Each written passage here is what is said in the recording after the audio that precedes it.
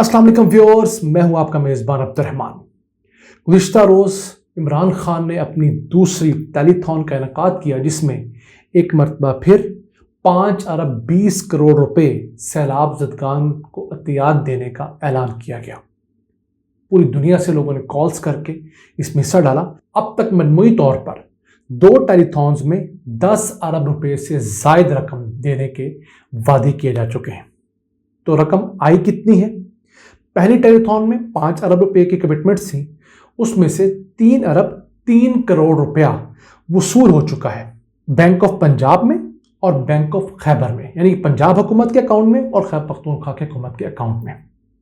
तो इसको बाइफरकेट करके बताया है सानिया नश्तर ने, जो कि इस प्रोजेक्ट की हेड भी हैं।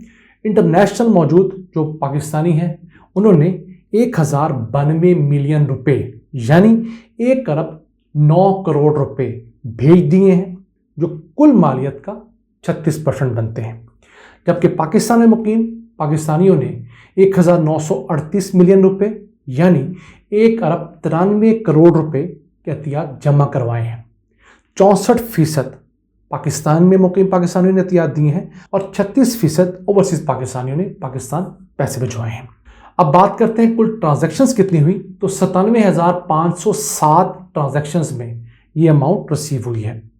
इंटरनेशनल ट्रांजैक्शंस थी 15,796 यानी 16.2%, और लोकल ट्रांजैक्शंस थी 81,711 यानी 83.8%। बड़ी अच्छी ट्रांसपेरेंसी नजर आ रही है। फिलहाल औसत कितनी अमाउंट ओवरसीज से आई और पाकिस्तान से कितनी आई? इंटरनेशनल जो पाकिस्तानी हैं, उन्होंने 69,000 रुपये फी कस, यानी कि एक जो ट्रांजैक्शन है वो 69,000 रुपीज़ की है। जबकि लोकल सतह से जिन लोगों ने ट्रांजैक्शन की वो 24,000 रुपये की एक ट्रांजैक्शन है। ये तो हुए 3 अरब रुपये। तो बकिया 2 अरब रुपये क्यों नहीं आ सके? गुज़िश्ता टेलीथॉन में एक पाकिस्तानी ने $10 मिलियन डोनेट करने का ऐलान किया था। वो पैसे अभी तक आए नहीं, क्योंकि अमेरिका या यूरोप में अगर आप पैसे डोनेट करते हैं चैरिटी को, तो आपकी जो कंपनी होती है बिजनेस कंपनी, उसको टैक्स में रिलीफ दिया जाता है। तो बेसिकली टैक्स में रिलीफ हासिल करने के लिए ज़रूरी है कि पीटीआई की जानिब से एक चैरिटी कंपनी रजिस्टर करवाई जाए अमेरिका में, उसको वो चैरिटी के $10 मिलियन ट्रांसफ़र हों, तो फिर उस शख्स को भी फ़ायदा होगा और पाकिस्तान में पैसे आएंगे।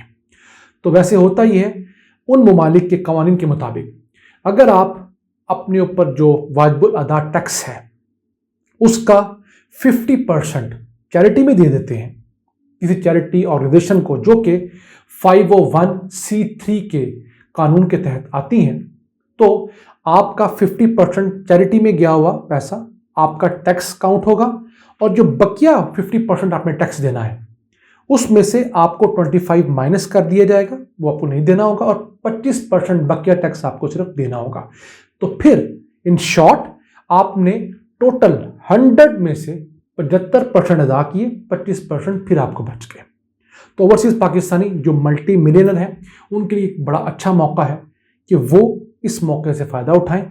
वहाँ के कानून के मुताबिक ये एक उनको ऑप्शन मिली हुई है, वो अपने टैक्सेस की अमाउंट पाकिस्तान रिमिट करें। यहाँ पर सैलाब ज़दगान को ज़रूरत भी है और इसके वजह से उनको 25% तक टैक्स रिलीफ भी मिलेगा, तो वो उनके लिए मिलियंस ऑफ डॉलर की बचत है। इसके बाद बताते चलें कि जो पैसे आ रहे हैं ये सर्फ कहाँ होंगे।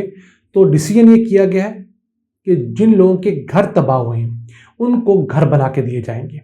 जिसका मुकम्मल घर तबाह हुआ है उसको 4 लाख रुपए की रकम दी जाएगी, उससे वो अपना 1 या 2 कमरे का घर, किचन और वॉशरूम तैयार करेगा।